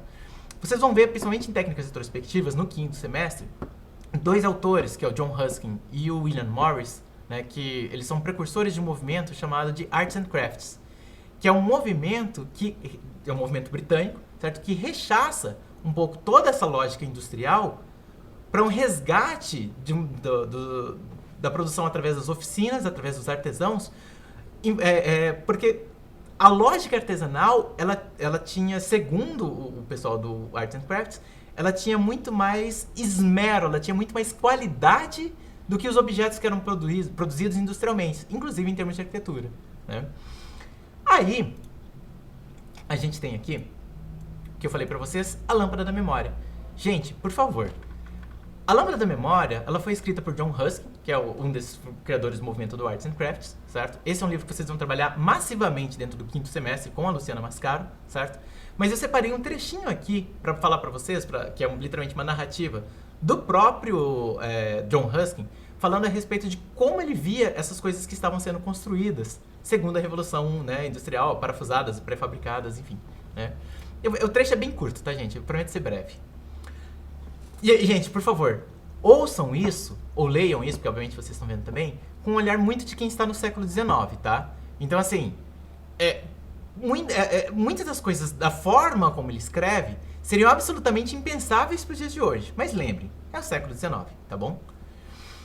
Então, no que diz respeito aos edifícios privados, deverá haver sempre, tanto na capacidade quanto nos corações dos homens, uma certa limitação em relação a perspectivas de tal gênero. Todavia, não consigo acreditar que para um povo não seja sempre um mau presságio quando as suas casas são construídas para durar somente uma geração.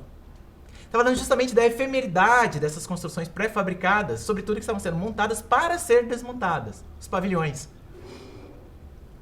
Há uma certa santidade na casa de um homem honrado que não pode ser revivida em qualquer habitação que surja sobre suas ruínas. Estou certo de que os homens honrados, em geral, compartilhariam desta mesma sensação e que, depois de terem vivido uma vida feliz e íntegra, seria para eles uma afronta chegar ao fim dos seus dias, pensar que o lugar de sua morada terrestre, o qual assistiu e quase dividiu com eles todas as suas honras, alegrias e sofrimentos, que este lugar, guardião de todas as recordações das suas vidas e de todos aqueles bens materiais que amaram e deixado sobre eles sua própria marca, devesse ser arrasado, assim que eles tivessem tomado seu lugar na sepultura. Nenhum respeito teria sido demonstrado por aquele lugar, nenhum afeto sentido em relação a ele, nenhum proveito teria sido dali extraído por parte de seus filhos. E ainda que houvesse um monumento sepulcral na igreja, não teria havido para estes filhos nenhum calor na lareira e na casa, tudo aquilo de que estes haviam amealhado estaria acabado no desprezo. E os lugares que haviam a eles oferecido refúgio e conforto, tendo sido transformados em pó. Eu digo que um homem honrado teria medo de tudo isso, e com maior razão, um filho honrado, um descendente de ânimo nobre, teria temor em comportar-se assim em relação à casa do pai. Eu afirmo que se os homens vivessem verdadeiramente como homens, as suas casas seriam como templos, templos que nós dificilmente ousaríamos violar e nos quais seria uma bênção nos ser permitido viver. É uma estranha dissolução dos afetos naturais, uma estranha ingratidão em relação a tudo aquilo que as nossas moradas têm nos dado e que os nossos pais nos têm ensinado. Gente, é uma carta de rechaça, né? Então, imaginem vocês que, por exemplo, as indústrias de hoje em dia são indústrias sinistramente sofisticadas. Há de se pensar que as primeiras indústrias não eram tão sofisticadas assim. Essas aqui, na verdade, do momento da segunda revolução industrial, já eram, sim, muito mais sofisticadas. Mas imaginem vocês que o simples fato de você ter uma linha de produção onde você tem uma serra giratória, né, com uma esteira rolante, e aí você tem, por exemplo, uma peça de madeira, né, sendo cortada regularmente, segundo uma linha de montagem. Se você imaginar, o que a indústria original era capaz de fazer é realmente muito mais simples do que um artesão é capaz de talhar, de curvar e de moldar segundo formões e coisa e tal, né? Então, realmente, o que era produzido pelos artesãos em contraste com o que a indústria primeira produzia, realmente era mais sofrível, não tenho dúvida de que era. Mas isso daqui era justamente um movimento de rechaça, assim como aconteceu na pintura em relação à fotografia, justamente nesse mesmo período histórico, aconteceu em relação aos artesãos e às indústrias.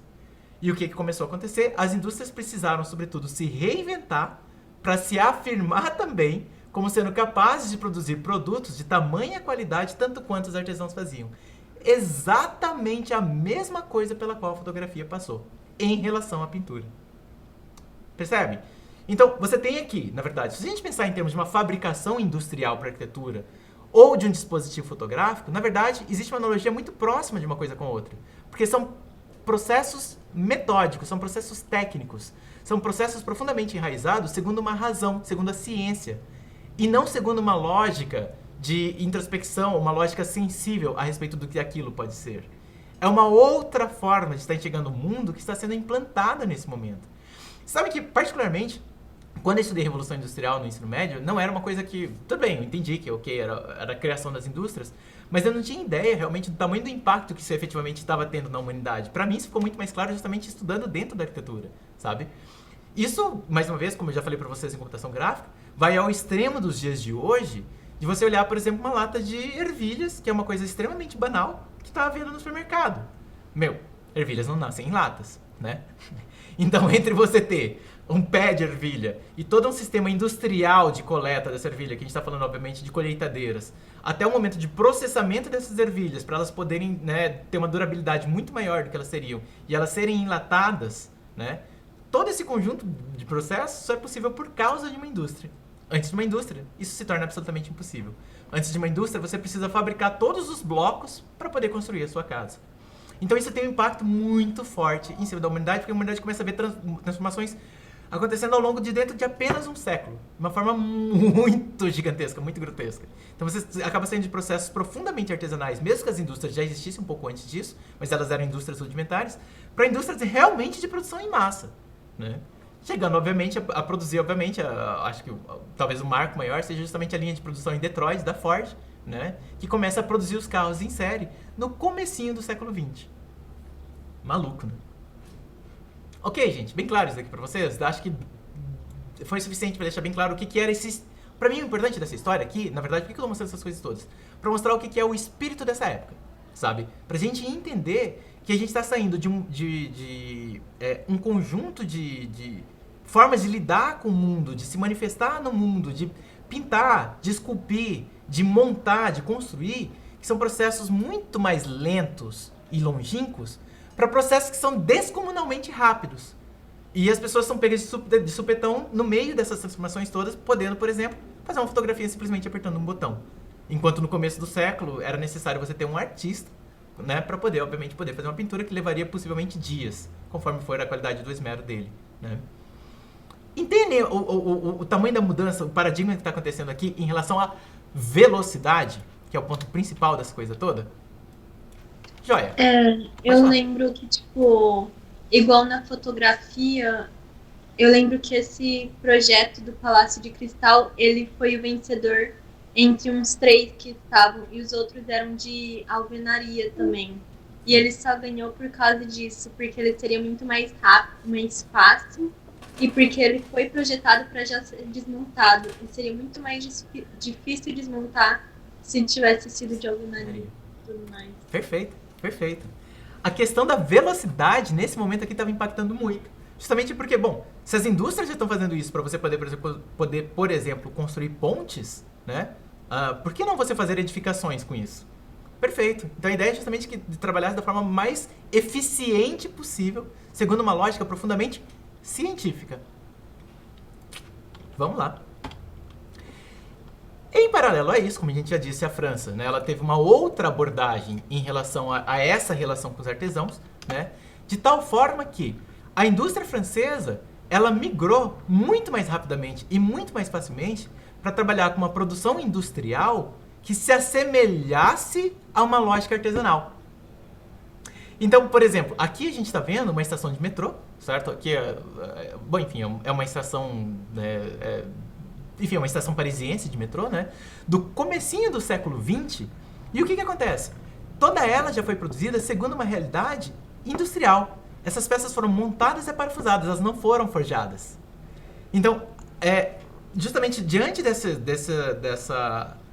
desses questionamentos em relação à qualidade artesanal, a indústria ela começa a se modificar, falando, olha, como é que a indústria então pode se mostrar como sendo tão capaz de fazer alguma coisa com qualidade, né, com artesanal, quanto os artesãos? Trabalhando com curvas, trabalhando com formas orgânicas, trabalhando com formas inspiradas na natureza. Gente, a gente está falando aqui da França no comecinho do século XX e finalzinho do século XIX. Essa estrutura específica ela é de 1890, né? Ela está de pé até hoje. Boa parte das estações de metrô da França ainda são feitas segundo essa estrutura, que foi toda pré-fabricada. E aí, essa busca da indústria por se aproximar do processo artesanal, utilizando então de elementos da natureza, utilizando de formas mais orgânicas, utilizando de elementos mais curvilíneos e orgânicos, inaugura um novo momento de um tipo específico de arquitetura que vai ser sobretudo muito forte na França. Vocês fazem alguma ideia de que movimento seja esse? Art Deco?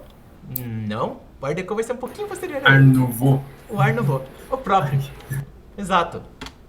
Então, lembrando que um dos cartazes que vocês trabalharam na semana passada, que era exatamente desse mesmo artista, o Alphonse Mucha, certo?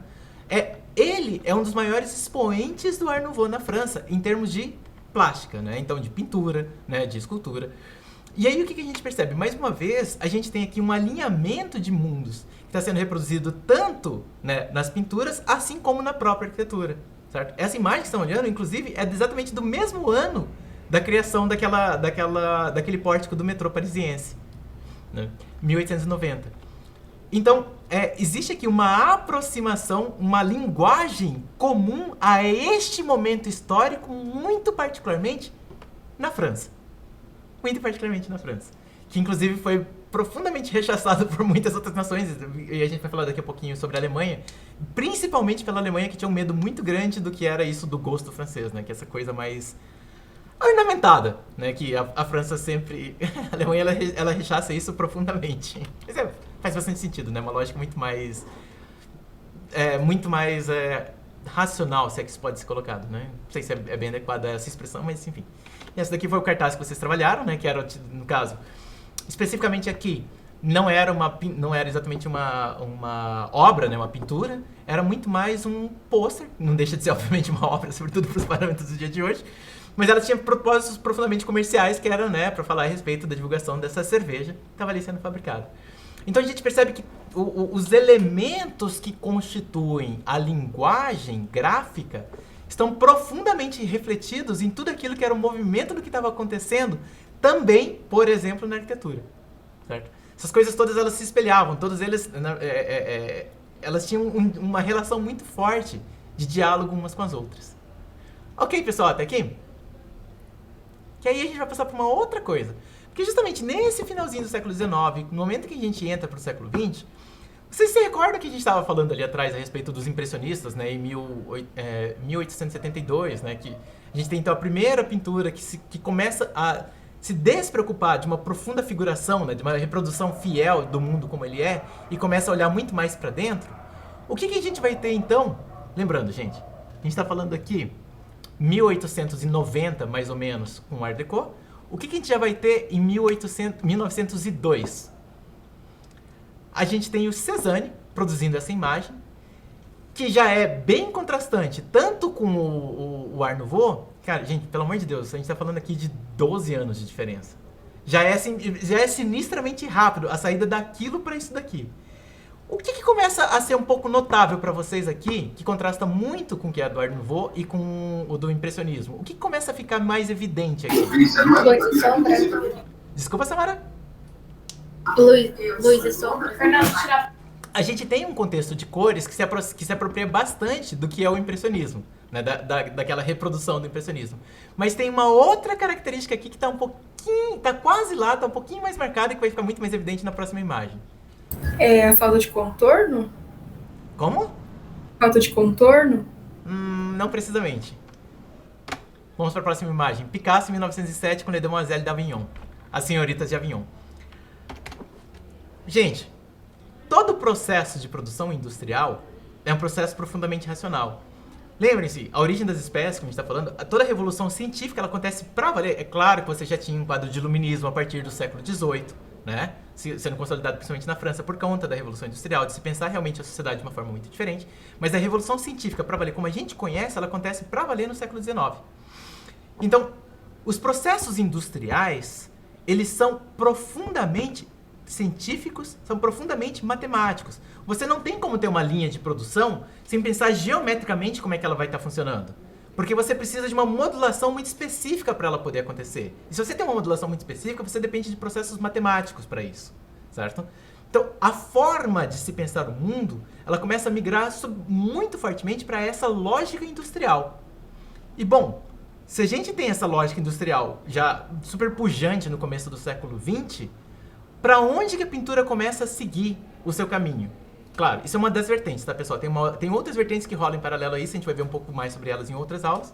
Mas a gente começa justamente a mesma realidade dessa geometrização, desse pensamento racional em cima das formas, sobretudo por conta da realidade industrial, a gente começa a ter um reflexo disso começando a ser manifestado na pintura. Então percebam que entre a impressão do Nascer do Sol do Monet em 1872 até o Picasso pintar Demoiselle d'Avignon em 1907 se passaram 28 anos mais 7, 35 anos.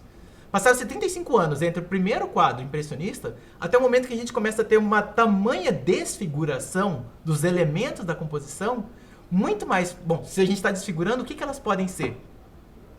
Por que não formas geométricas em paralelo com toda essa realidade de um mundo que é profundamente industrial? Conseguem enxergar, pessoal, esse fio acontecendo dessa coisa dos processos racionais tomando uma forma muito mais forte? Se quiserem falar alguma coisa, eu tive a impressão que alguém abriu a câmera, o microfone. Não? Tá bom. E aí, né, aquele quadro que eu mostrei pra vocês, né, em algumas aulas anteriores do Braque, né? Eu não lembro em que aula foi, não sei se tem 2 ou 3 aulas, né? Mas que, mais uma vez, literalmente, você tem, então, ainda a figuração presente, porque é essa angústia de mostrar que trata-se de uma pessoa tocando um violão, certo? Mas, ao mesmo tempo, essa figura... Eu não lembro agora se é um violão ou se é um violino, confesso. Mas, ao mesmo tempo, o que se faz com essa imagem? Você pega e recorta, né, picota ela e recompõe ela de uma outra forma, né?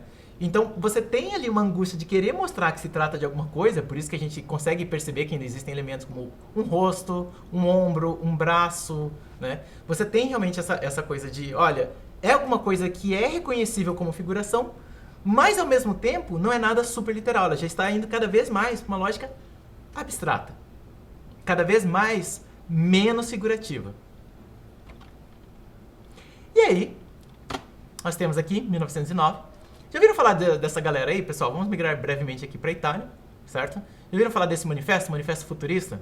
Vocês lembram disso no ensino médio? Principalmente, aliás, muito provavelmente nas aulas de literatura? Lembram do que ele falava? Sim? Não? Talvez? Tudo certo, gente. Eu também não lembrava essas coisas. Eu não dava a menor importância para essas coisas no ensino médio, na boa, assim, sério. Não dava, nossa, menor. Vocês certamente foram pessoas milhões de vezes mais dedicadas no ensino médio do que eu. Não dava a menor bola para esse tipo de coisa. Mas hoje me interessa bastante, porque o mundo é cheio das suas ironias. Pessoal, o Manifesto Futurista, ironicamente, ele foi publicado por um italiano na França. Ele foi publicado no jornal francês, no Le Figaro, né, 20 de fevereiro de 1909. Né? E o Manifesto Futurista ele é muito peculiar, porque ele vai dar o tom de como é que os italianos estão vendo tudo isso que está acontecendo ao redor deles, né? Isso é muito importante dizer ao redor deles, porque não é no mundo, isso é literalmente ao redor deles, né? em relação principalmente à Inglaterra e França, né? Lembrando, gente, a unificação italiana, ela se deu, eu não me lembro, se foi em 71, em 70 ou 72, ou seja, foi mais ou menos quando Monet pintou a Impressão do Nascer do Sol. Até então, a Itália não existia enquanto país, né? E aí, nesse momento, então, você tem a criação dos elementos culturais da Itália, que são literalmente todos criados, que são importados de outras culturas, mas principalmente das culturas chinesas, né? Sobretudo as massas. Mas, então, nesse momento da Itália tentar se compreender como país, compreender o que lhe é identitário, né? O que lhe são as suas características, é meio louco a gente pensar que o Brasil, enquanto país, foi consolidado muito antes da Itália, né? Meio esquisito a gente pensar isso, meio mind-blowing, né? Mas, enfim. Então, os italianos, eles viram toda essa mudança para esse caráter industrial com uma euforia descomunal, com uma euforia gigantesca. A ponto, é muito engraçado a gente ver o que é o texto do Manifesto Futurista, porque ele deixa muito explícito o quão eufórico mesmo era esse momento. Eu vou ler só um trechinho deles para vocês aqui, que é uma tradução, obviamente, não italiana, né? Em que eles falavam, em que o Filippo Tommaso Marinetti falava: nós afirmamos que a magnificência do mundo foi enriquecida por uma nova beleza. A beleza da velocidade. Um carro de corrida cuja capota é adornada com grandes canos, como serpentes de respirações explosivas, de um carro bravejante que parece correr na metralha. Metralha é tipo uma rua, né? É mais bonito do que a vitória de Samotrácia. Nós estamos no promontório extremo dos séculos. Por que haveríamos de olhar para trás se queremos arrombar as misteriosas portas do impossível? O tempo e o espaço morreram ontem. Nós já estamos vivendo no absoluto, pois já criamos a eterna velocidade onipresente. Gente, eu não sei, é muito engraçado quando ele fala que um carro com serpentes bravejantes e coisa e tal, na verdade tá falando de escapamento, né, que é saindo fumaça, esse tipo de coisa, né, lógico. Que um carro, né, correndo é muito mais bonito e muito mais interessante do que a Vitória de Samotrácia. Eu não sei se vocês lembram, a Vitória de Samotrácia é essa obra aqui, que é da deusa Nike, ou que acaba dando nome para a empresa Nike, né? Que é muito interessante que ele use justamente essa imagem em contraste com o carro correndo, porque bom, gente, isso é uma imagem da Grécia Clássica, tá? É uma escultura da Grécia Clássica, acredita-se que seja justamente da cidade de Samotrácia, né? E o que acontece? O tipo da escultura dela revela uma obra que é como se ela estivesse sendo envolvida por muito vento. É como se ela tivesse um movimento do vento presente na obra. E é por isso que ela é uma das esculturas clássicas mais conhecidas até os dias de hoje. Porque realmente ela tem um trabalho ornamental, né, que é muito peculiar para aquele período helênico, né? Então, assim, justamente em contraste com essa obra que é parada, que tem o vento batendo em si, um carro correndo é muito mais interessante. É isso que ele está literalmente afirmando no Manifesto Futurista. Então, assim, essa galera realmente pirou um pouco o cabeção com relação à forma de lidar com tudo isso, tipo, com uma empolgação, né, em relação a esse mundo novo que estava se apresentando. E aí, claro, esse manifesto que a gente leu aqui agora por escrito começa a se manifestar também aonde?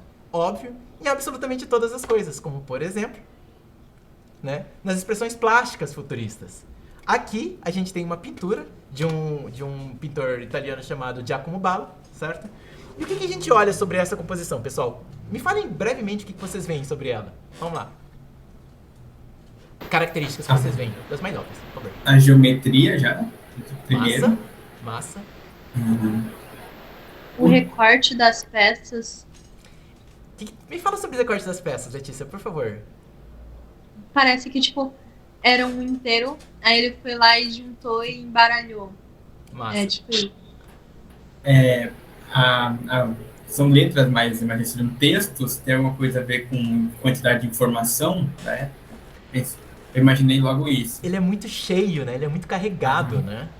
Sim. A disposição com que ele pega e rasga essas peças das quais você está falando, tipo assim, não é uma coisa, tipo assim, eu vou rasgar as partes e sair colocando meio organizado, de uma certa forma, até mais próximo do cubismo. Não, é mais caótico mesmo. Ela não deixa de ter equilíbrio a composição em si, mas ao mesmo tempo, a forma como essas peças são dispostas ali revelam que, por exemplo, você não tem praticamente nenhuma peça horizontal ou vertical, elas são quase todas inclinadas. Para tentar manifestar numa obra estática movimento. ao invés de trabalhar com, por exemplo, um pôster dos Vingadores, né, que você tem ali o texto perfeitamente horizontal e todos colocados de uma forma simétrica de um lado ou de outro, perfeitamente equilibrados, mas ao mesmo tempo de uma forma muito plana e muito legível, porque é totalmente formulaico. Não tô criticando não, gente, mas é uma fórmula. Tanto é que você olha a cartaz de Star Wars, você olha a cartaz de Senhor dos Anéis, você olha a cartaz... São todos iguais, inclusive com as mesmas cores, é um negócio meio horripilante. Mas é porque é uma fórmula que funciona. É muito fácil de você ler, é muito óbvio, o nome tá lá, colocado literalmente no horizontal, com todas as coisas colocadas de uma forma extremamente simétrica, bonita sem dúvida, mas de uma beleza muito óbvia. E não de uma beleza sofisticada, no sentido de você trabalhar com elementos que a princípio são muito difíceis de relacionar uns com os outros para formar uma composição. Percebem? Outra obra do Giacomo Balla, né, que é literalmente, eu não lembro agora o nome dela, é um cachorro balançando o rabo, se não me engano, o nome dela. Mas é muito engraçado porque o que ele está tentando fazer aqui? A gente está falando aqui de 1912, né? Tudo aquilo que a cronofotografia estava revelando, de mostrar, né, o movimento através daquelas imagens estáticas, e se você superpor isso em todas essas imagens para compilar uma imagem só? A ideia é justamente tentar trazer o próprio movimento para dentro de uma imagem. Para dentro de uma pintura aqui nesse caso. Ok, pessoal? Tá dando para flagrar, tá dando para perceber como é que essas coisas vão acontecendo e como elas vão diretamente se relacionando. E mais importante de tudo, não se esqueçam disso, espírito da época.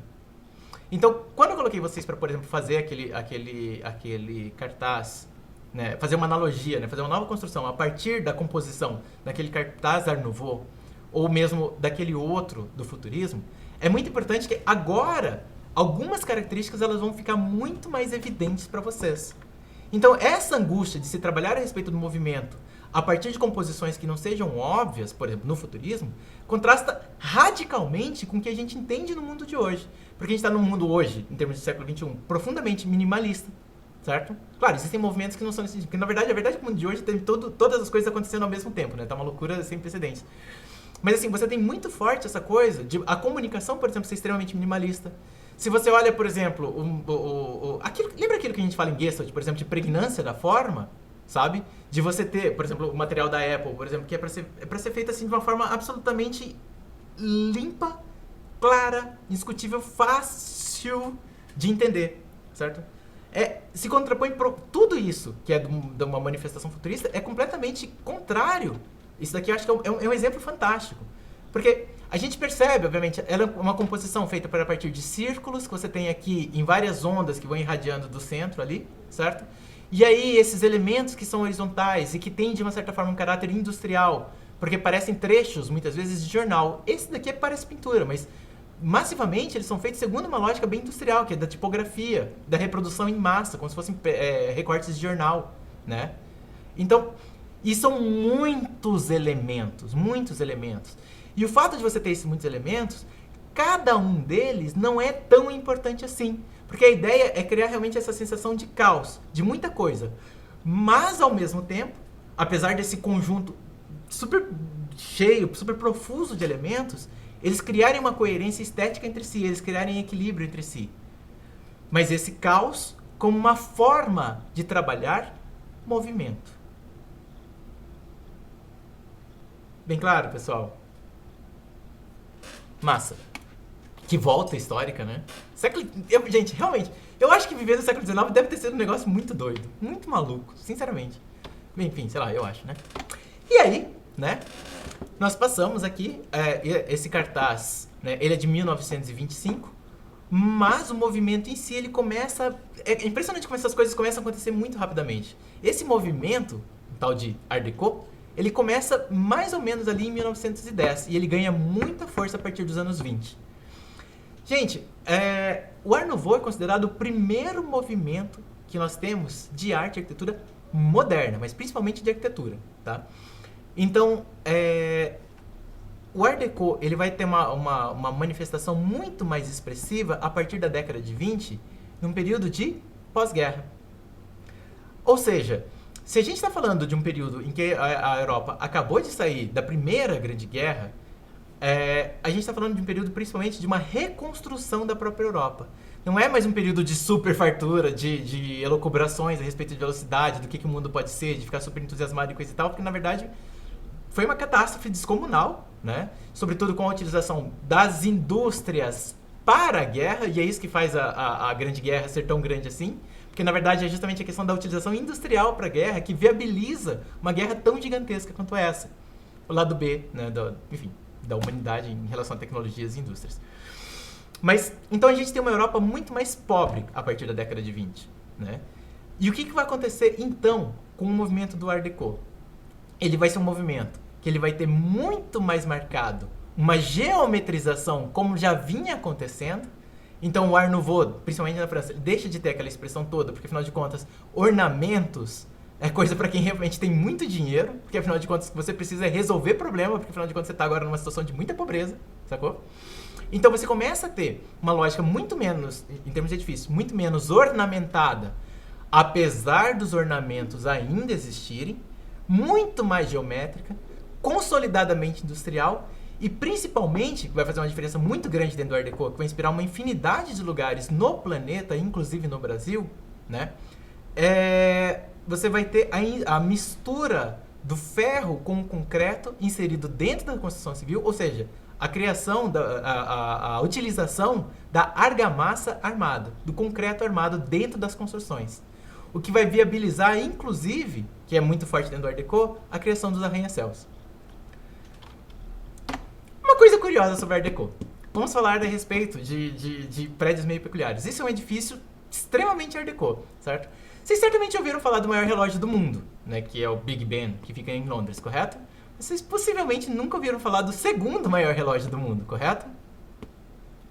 É esse daí. Fazem alguma ideia de onde ele fica? Isso parece familiar para vocês? Se alguém tiver DDD 020, 021, 026 aqui, por favor, fica quieto. Isso é no Rio de Janeiro, pessoal. Esse é o prédio da Estação Central do Brasil, no Rio. Profundamente edificado segundo os princípios do Art Deco. Para vocês terem uma ideia de como o Art Deco foi extremamente influente no Brasil, a cidade de Goiânia tem uma infinidade de edifícios projetados segundo a lógica do Art Deco. O IFAM tombou vários desses edifícios de Goiânia como tendo o maior acervo de Art Deco do Brasil, em Goiânia. Se vocês olharem, por exemplo, o edifício do Teatro Goiânia, se vocês olharem uma infinidade de obras, mesmo o Palácio Ludovico, que chama, se não me engano, que é a sede do governo, os edifícios em Goiânia, eles foram profundamente influenciados pelo Art Deco. Mas a gente vai ver a influência do Art Deco no Brasil inteiro. Por exemplo, já viram isso aí, pessoal? É um tal de Pacaembu, não sei se vocês já ouviram falar, né? Uma coisa muito curiosa sobre o Pacaembu, que não especificamente sobre o Pacaembu, mas principalmente sobre o Art Deco, que ele tem muito forte a ideia de uma arquitetura a partir de uma arquitetura de máquina, a partir de uma lógica de máquina. Então o Pacaembu ele é projetado segundo uma inspiração de navio, onde você tem então ali a proa, onde você tem as janelas. Então ele é literalmente inspirado segundo a lógica de uma máquina, no caso, um navio. Uma coisa interessante que a gente já pode perceber aqui a respeito de linguagem, falando a respeito do Art Deco, é, por exemplo, sobre as fontes. Percebam que elas já são muito mais verticalizadas e profundamente geométricas, totalmente condizentes com o período. A gente vai fazer um paralelo com a Alemanha. Eu acho que eu não vou bater nisso vocês hoje à noite, eu acho que eu vou pedir para vocês, se vocês tiverem paciência. Mas de repente, amanhã, depois da aula de sistemas, a gente de repente continuar, porque eu tô vendo que vocês estão muito... Eu não tô me expressando tão bem hoje, infelizmente, desculpem por isso. E eu nem tomei café, porque eu tô com uma gastrite descomunal ainda.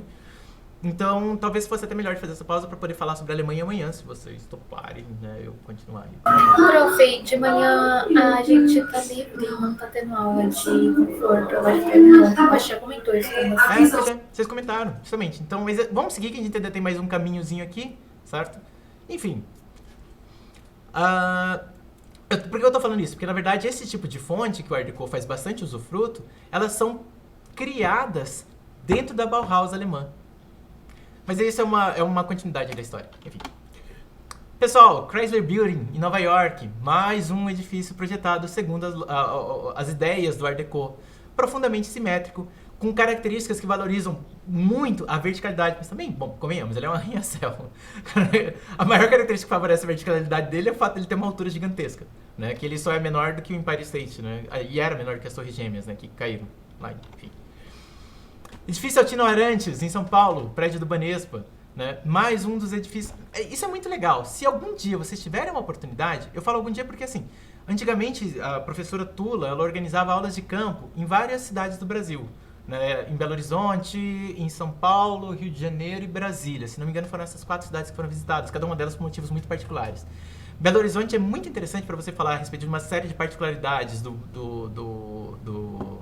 arquitetura brasileira, mas também para falar a respeito de pós-modernidade. Né?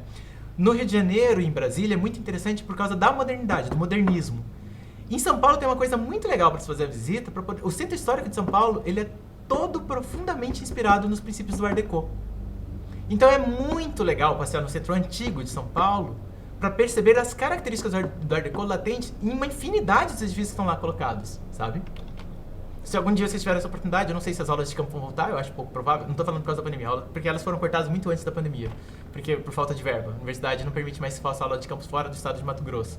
Então, não sei. A gente estava até conversando sobre uma hipótese de programar, como se fazia muito antigamente, ainda na época do período Fernando Henrique Cardoso, né, o presidente, que quando o pessoal queria ter uma aula de campo como essa, por exemplo, legal, todo mundo se organizava, fazia pizzada, esse tipo de coisa, para vender pizza, esse tipo de coisa, levantar grana para alugar ônibus para todo mundo ir ter aula de campo, que é como isso funcionava na década de 90, depois em 2000 que começou a ter mais recursos na universidade e aí começou-se a bancar esse tipo de coisa. Eu recomendo, eu acho que a Tula está interessada em fazer isso, a gente tem conversado um pouco sobre essas coisas. Ok, pessoal? Aqui a gente tem mais um edifício, né, que é super característico do Art Deco brasileiro. Conhecem essa obra aí, gente? Mais uma vez, profundamente vertical, extremamente geométrica, né?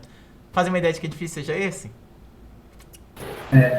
Em Salvador, não é? Elevador Lacerda. Elevador Lacerda em Salvador, na Bahia. Perfeito. Maravilha, com certeza. Com certeza. É isso aí.